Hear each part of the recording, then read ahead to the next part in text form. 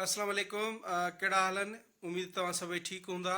अच्छा, अॼु असां सिंधीअ में हिकिड़ो टॉपिक कंदासीं जेके सिंधीअ में थियल PhDs आहिनि। उन्हनि में जेके थीसिस लिखिया विया त उन्हनि जा थीसिस जा उनवान कहिड़ा हुया ऐं कहिड़े स्कॉलर या कहिड़े डॉक्टर कहिड़े टॉपिक ते कहिड़े मौज़ूअ ते पंहिंजी PhD जो सिंधी में PhD जो उनवान खयो, उहो मौज़ू कहिड़ो हुयो, टॉपिक कहिड़ो हुयो। इंतिहाई इम्पॉर्टेंट टॉपिक आहे। इन जे करे इहे अॼु असां ॾिसंदासीं ऐं हीउ जेको असांजो सिलसिलो आहे इहो ॿिनि पार्ट्स में हलंदो। हीउ पार्ट 1 आहे, इन खां पोइ पार्ट 2 बि ईंदो, छो त हीउ टोटल 4 पेजिस आहिनि हिननि जा। इन जे करे 2 पेजिस हिन में मां बयानु कंदुसि ऐं 2 पेज मां जेके आहिनि ॿिए पंहिंजे पार्ट 2 में। ऐं पार्ट 2 जी जेका डिस्क्रिप्शन में मां लिंक ॾेई छॾी आहे, उतां तव्हां उहो पार्ट 2 बि ॾिसी सघो था। त बग़ैर कंहिं टाइम वेस्ट जे असां शुरू कयूं था। पर तव्हांखे गुज़ारिश, अगरि तव्हां मुंहिंजे यूट्यूब चैनल ते नवां आहियो त काइंडली हिनखे सब्सक्राइब करे छॾियो। अच्छा, असां शुरू कयूं था हाणे। अच्छा, ही साॻियो उहो उनवान, ठीकु आहे। हाणे अचूं था असां हिन ते। ही PhD कंदड़ जो नालो, उन खां पोइ साम्हूं मां उनवान लिखियो आहे ऐं हेॾां हिकिड़ी का ख़ुशूसियत जो जेको आहे कालम छॾे ॾिनो आहे। हीअ आहे पहिरियों शाहनवाज़ सोढड़, इन जो जेको PhD जो उनवान रहियो।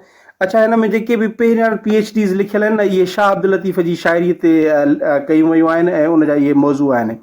शाहनवाज़ सोढड़ कई सिंधी सकाफ़त ऐं शाह अब्दुल लतीफ़, इन मौज़ूअ ते PhD कई। ठीकु आहे। उन खां पोइ आहे डॉक्टर ग़ुलाम नबी सुधायो, इन जेका PhD कई उनजो मौज़ू हुयो शाह अब्दुल लतीफ़ भिटाईअ जी शाइरीअ में अलामत निगारी।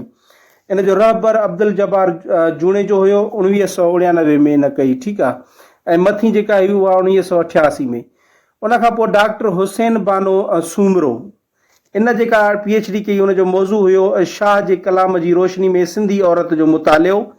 हिन थीसिस में शाह जे 28 सुरनि में औरत जो ज़िक्र कयल आहे, यानी 30 सुरनि मां 28 में हिन में औरत जो ज़िक्र खे बयानु कयो वियो।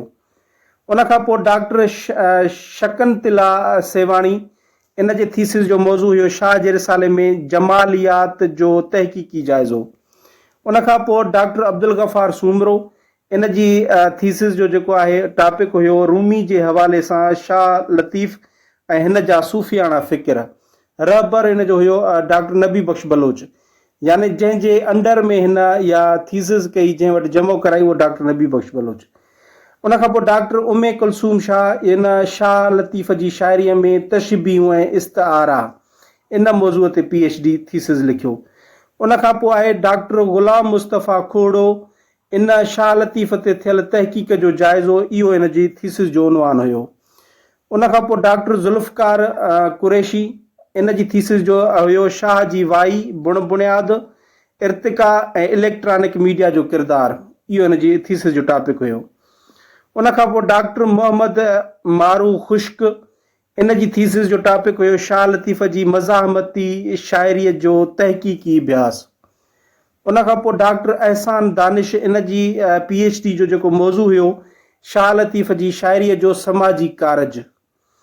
उन खां पोइ डॉक्टर नूर मोहम्मद शाह, इन जी जेको PhD जो टॉपिक हुयो शाह लतीफ़ भिटाई जो नज़रिया हयात। उन खां पोइ डॉक्टर अब्दुल हफ़ीज़ कुरैशी, इन जी थीसिस जो टॉपिक हुयो शाह जे कलाम जो समाजी ऐं तारीख़ी अभ्यास, सिंध जी क़दीम ऐं वेझे इतिहास जी रोशनी में, इहो टॉपिक हुयो।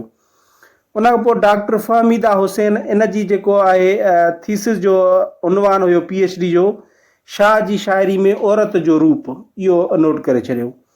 उन खां पोइ डॉक्टर ग़ुलाम हैदर चन्ना, उन जी जेको थीसिस जो टॉपिक हुयो PhD थीसिस जो, उनजो उनवान हो शाह लतीफ़ ऐं उन जो दौरु। उन खां पोइ डॉक्टर अनीस फातिमा, उन जो थीसिस जो टॉपिक हुयो शाह लतीफ़ जे दौर जूं मज़हबी ऐं आलमी हालतूं। उन खां पोइ डॉक्टर शाहनाज़ सूमरो, उन जी जेको आहे थीसिस जो टॉपिक हुयो शाह लतीफ़ जे कलाम में जाखोड़ जी अहमियत।